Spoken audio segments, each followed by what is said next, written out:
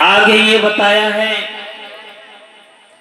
चंद्रमा मुर्गा बनकर के गौतम ऋषि के दरवाजे पर आधी रात के समय बांग लगा देता है और गौतम ऋषि प्रतिदिन स्नान करने के लिए जाया करते थे। जैसे मुर्गा की आवाज सुनी तो गौतम ऋषि सोचने लगे आज बहुत जल्दी सवेरा हो गया। अपने वस्त्र उठाए और चल दी गंगा स्नान करने के लिए। लेकिन भाइयों, देवताओं के राजा इंद्र ने घुस करके छल किया भाइयों, और बताया है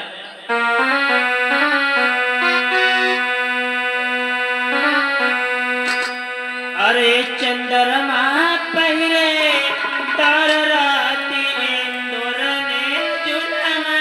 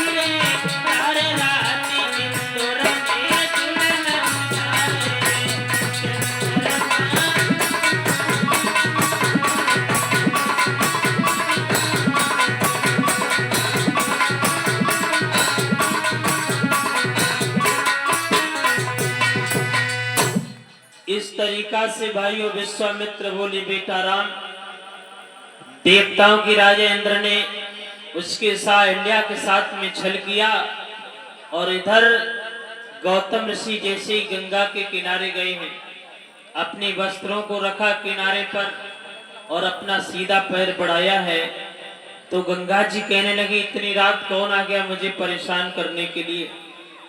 उसी समय गौतम ऋषि बोले हे माँ, मैं तो तुम्हारा स्नान प्रतिदिन करता हूँ। गंगा जी ने समझाया ये समय ये स्नान करने का नहीं, ठीक 12 बज रहे, आप अपने घर जाओ, तुम्हारे घर छल हो रहा है। गौतम ऋषि भाइयों जब आए हैं तो देखा है दरवाजे पर चंद्रमा मुर्गा बना बैठा है, अपनी धोती चंद्रमा में लोगों मारी तो कोई विद्वान ये कहता है ये चंद्रमा में धब्बा देखते हैं, ये गौतम ऋषि ने अपनी साड़ी के लिए मारा था।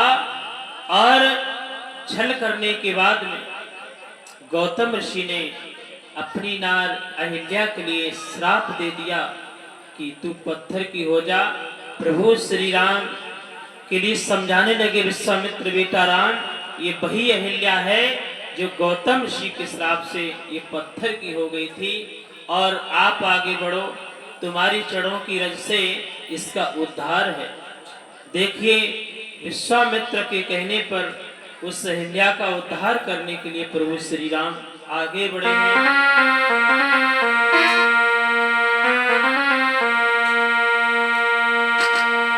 और गुरु विश्वामित्र के कहने पर उस अहिल्या का उद्धार किया।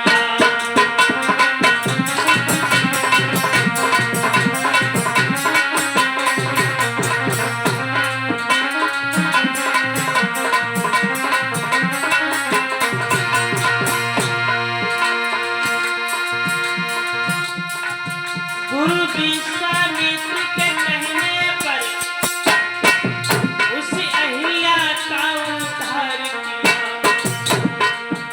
जो इंद्र के हाथ कलिंगित थी।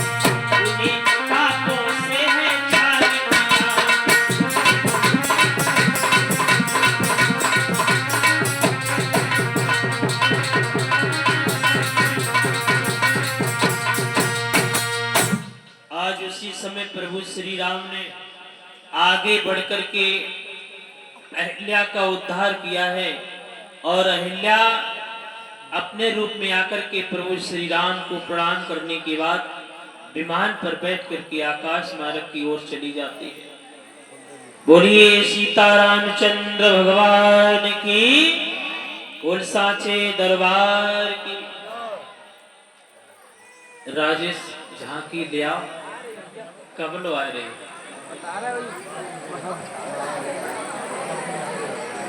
वो दूर से आ रहे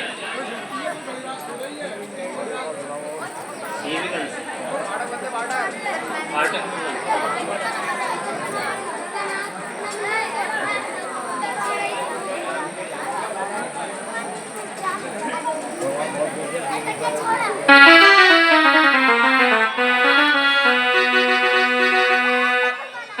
आगे ये बताया है भाइयों, प्रभु श्री राम और शेषा अवतारी लक्ष्मण और आगे बढ़े हैं। बताया है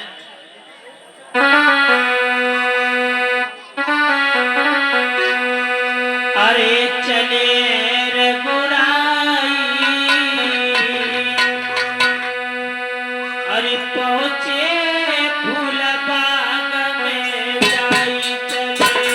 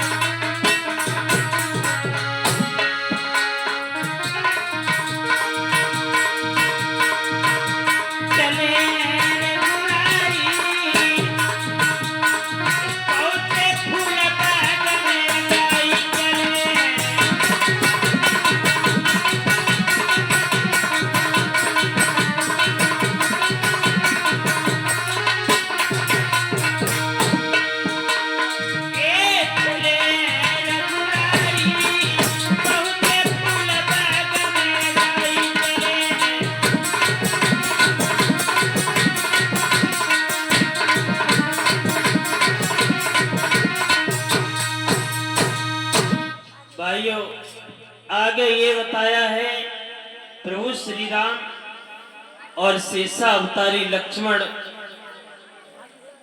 जनक के फूल बाग में पहुंचे और संध्या का समय होने के लिए जा रहा था। विश्वामित्र बोले हैं बेटा राम, ऐसा करो आज रात्रि में यहीं पर विश्राम करते, तुम फूल बाग में चले जाओ और सुंदर सुंदर फूल तोड़ करके लाओ पूजा के लिए।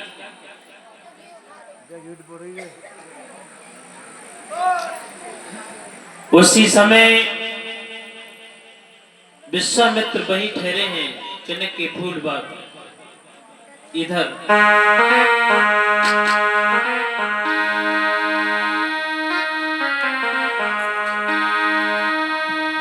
और आज्ञा पाई के श्री राम चले और पहुंचे विदेह फुलबारी में। और रहता था जहां बसंती खड़ा कुंजों की पहरेदारी में रहता था।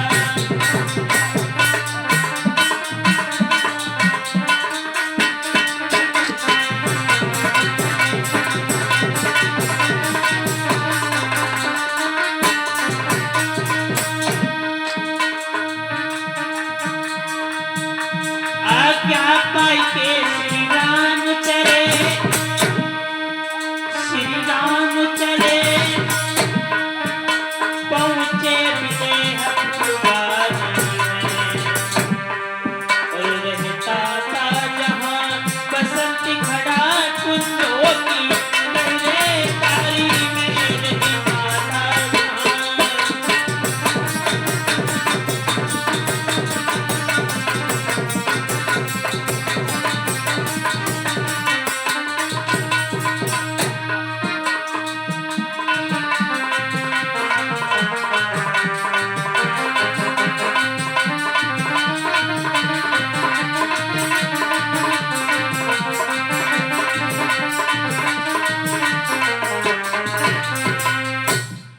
आगे ये बताया है, जैसे फूल बाग में प्रभु श्री राम गए हैं और जाने के बाद में प्रभु श्री राम उस बाग की शोभा को देख करके मुग्ध होने लगे।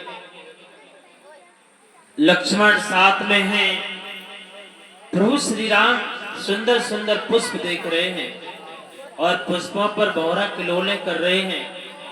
कोयलिया मीठी मीठी आवाज बोल रही है।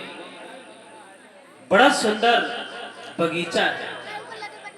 प्रभु श्री राम बैठ गए और लक्ष्मण खड़े थे भाइयों। इधर उसी समय उसी दिन जनक नंदिनी सीता अपनी 7 की सहेलियों को लेकर के उसी फूल बाग में गिरजा जी के मंदिर में पूजा करने के लिए आई। तो बताया है, इधर तो प्रभु श्री राम बैठे हैं और उधर से सीता जी अपनी 7 की सहेलियों को लेकर के आई हैं। तो बताया है,